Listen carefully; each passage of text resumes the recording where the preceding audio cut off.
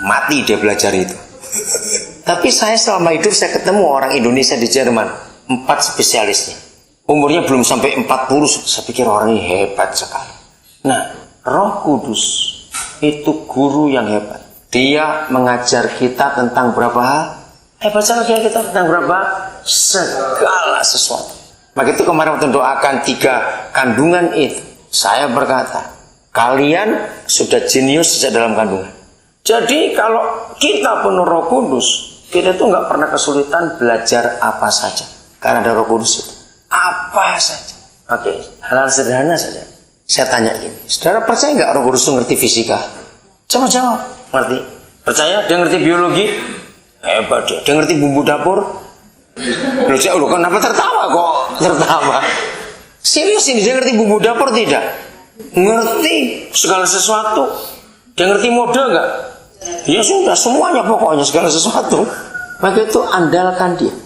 Dengan kata lain juga seharusnya orang-orang Kristen yang sudah penuh Roh Kudus itu nggak boleh bodoh. Karena Roh Kudus. Fungsi yang kedua di ayat itu dikatakan Roh Kudus itu akan mengingatkan kamu tentang apa? Tentang apa? Segala firman yang pernah kuucapkan. Maka itu orang Kristen yang sudah penuh Roh Kudus tidak ada alasan. Oh, saya lupa firman, nggak ada alasan. Karena Roh Kudus yang akan mengingatkan kita tentang semua firman itu. Ini baru satu ayat. Bayangkan kalau ayat ini kita aplikasikan dalam hidup kita. Di dalam kondisi, situasi, pelayanan, medan, cuaca, suasana, apa saja. Kita kesulitan nggak kalau bergantung pada dia? Coba jawab, kita kesulitan tidak? Enggak, kita nggak akan kesulitan. Inilah kebenaran yang hebat sekali. Oke, kita buka dulu. Keluaran pasal 31. Keluaran 31. Tahun 79, saudara. Saya mendapat rahasia ayat ini. Tahun 79. Sampai akhirnya saya mendirikan sebuah pelayanan. Keluaran pasal 31. Dan pelayanan ini masih ada sampai hari ini. Dan tetap berjalan. Saya buat pelayanan namanya pelayanan Bezaliel dan Aholiab. Ditunjuk oleh Tuhan. Berfirmanlah Yahweh kepada Musa. Lihat, telah kutunjuk Bezaliel bin Uri bin Hur dari suku Yehuda. Telah kutunjuk. Berarti dipilih atau tidak ini? Dipilih. Ditunjuk oleh Yahweh. Dan telah kupenuhi dia dengan roh Tuhan. Satu itu Roh Kudus. Lalu kedua dia dipenuhi oleh Bapa dengan apa? Keahlian. Dipenuhi apa yang ketiga? Pengertian. Keempat dipenuhi apa? Pengetahuan dalam segala macam pekerjaan. Mari kita teliti ayat ini. Kalau ada kata ditunjuk lalu dipenuhi dengan 3 hal yang terakhir, keahlian, apalagi tadi pengertian dan pengetahuan. Pertanyaan penting ini. Berarti Aholiab ini perlu sekolah atau tidak? Enggak usah ragu-ragu, cepat jawab. Dia perlu sekolah atau tidak? Enggak. Makanya jangan sekolah mahal-mahal. Ini luar biasa ayat ini. Saya percaya betul. Oke, saya mau buktikan kepada saudara. Loh kok tertawa? Saya bisa buktikan. Begitu gini, kalau kita belajar firman Tuhan, kejar terus Papa, tanya terus tanya. Saudara mendengar tahu kata penemu atau inventor dalam bahasa Inggrisnya? Ngerti nggak? Oke, sebut 2 nama penemu yang terkenal di dunia. Penemu. Siapa saja? Iya, Thomas Alva Edison paling hebat. 1, yang kedua, Pemalim. Ayo apa? Menumai, cepat. Columbus, siapa? Newton, siapa lagi? Einstein. Oke, betul. Dengarkan. Archimedes, Pythagoras, banyak lagi orang-orang yang hebat di dunia itu. Graham Bell dan semuanya. Saya mau tanya kepada saudara. Mereka itu sekolah dulu, baru menemukan sesuatu, atau menemukan dulu baru jadi teori, lalu sekolahnya dibuka? Coba jawab. Nah, ayo gak usah ragu-ragu, cepat untuk membuktikan ayat ini. Nah, kenapa tadi kok tertawa? Saya bilang gak usah sekolah mahal-mahal. Saudara, saya kagum melihat ayat ini tuh luar biasa. Kutunjuk dan kupenuhi. Hebat sekali. Maka itu seharusnya sejarah itu mencatat Eropa, ya, itu nggak bisa dipungkiri. Teknologi apa saja itu keluar dari Eropa. Dari musik, lukis, pahat sampai macam-macam dari Eropa. Dan itu karena Alkitab. Eropa mengakui kalau Injil nggak sampai ke sana, nggak ada orang pintar di dunia ini. Dan semua itu gara-gara Alkitab ini. Luar biasa. Ternyata dibuktikan oleh dunia. Mereka menemukan dulu, baru sekolahnya ada. Oke, beri tanda. Ya, nanti kita kembali ke Keluaran 31. Saya tunjukkan sekarang 1 Yohanes pasal 2. Bertahun-tahun saya menanti jawaban dari Roh Kudus. Kok bisa begini? Inilah satu-satunya ayat yang terpanjang di seluruh surat Yohanes 1-3. Pasal 2 ayat 27 sudah? Perhatikan. Sebab di dalam diri kamu ada kata apa? Ayo baca, ada kata apa? Tetap ada. Coba renungkan. Kalau ada kata tetap ada, itu dari sudah lama atau baru ada? Udah lama.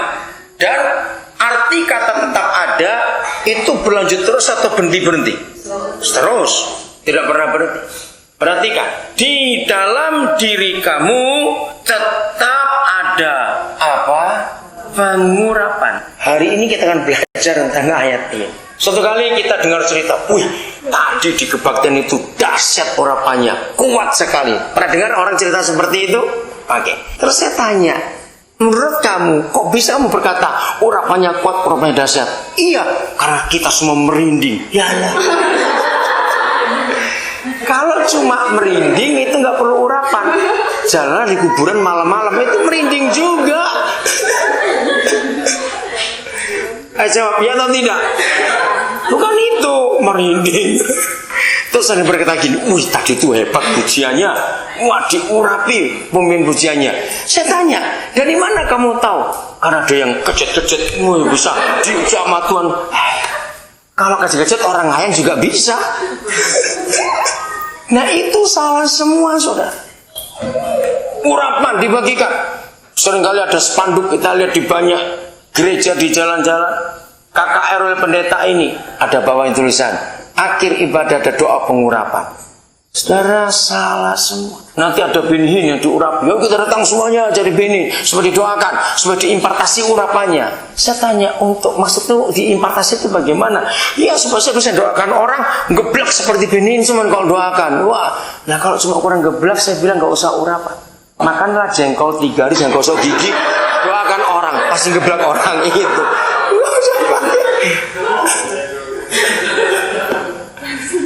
Nah itu yang buat orang salah semua dalam kata pengurapan. Lalu apa itu pengurapan? Kita harus lihat ayat ini. Saudara berusahalah sungguh-sungguh untuk apa saja kita kembali kepada Alkitab. Katakan amin. Lakukan apa yang tertulis. Jangan yang gak tertulis kita lakukan. Kalau kita mau jujur, gereja sekarang lebih dari 60% dibuat itu gak tertulis. Lebih 60%. Mengerikan sekali. Di semua gereja saya selalu buat pertanyaan ini dan mereka jadi heran. Kenapa kami nggak pernah mikir? Coba saya tanya juga pada saudara hari ini. Ya ada sebuah pertanyaan A ya, jawabannya multiple choice, milih A dan B. Ya nanti saudara, saya minta saudara jawab. Menurut saudara, ya menurut saudara, Bapa di surga dan Tuhan Yesus itu lebih senang A, dibuatkan gedung gereja yang megah dan kebaktian yang buah, alat musik yang sistemnya, atau B kita carikan jiwa-jiwa yang dia kasih untuk jadi kekasih-kekasihnya. Yang A atau yang B? B. 100% betul. Tapi kenyataannya gereja buat A atau B. Nah itu namanya goblok. Gitu aja sudah. Loh kalau nggak goblok apalagi tahu mana jawaban yang benar, kenapa bilang yang salah? Loh coba masuk akal nggak ini? Nah itulah gereja. Sederhana sekali pemikirannya. Itu membuktikan bahwa lebih 60% yang orang Kristen buat itu nggak tertulis di Alkitab karena ikut, dan itu berbahaya sekali. Hari ini kita akan mengerti apa itu pengurapan. Saya ulangi lagi. Sebab di dalam diri kamu tetap ada pengurapan. Sudah ada kata tetap ada ditambah yang apa? Telah, past perfect lagi. Yang sudah lewat, yang telah kamu terima daripadanya.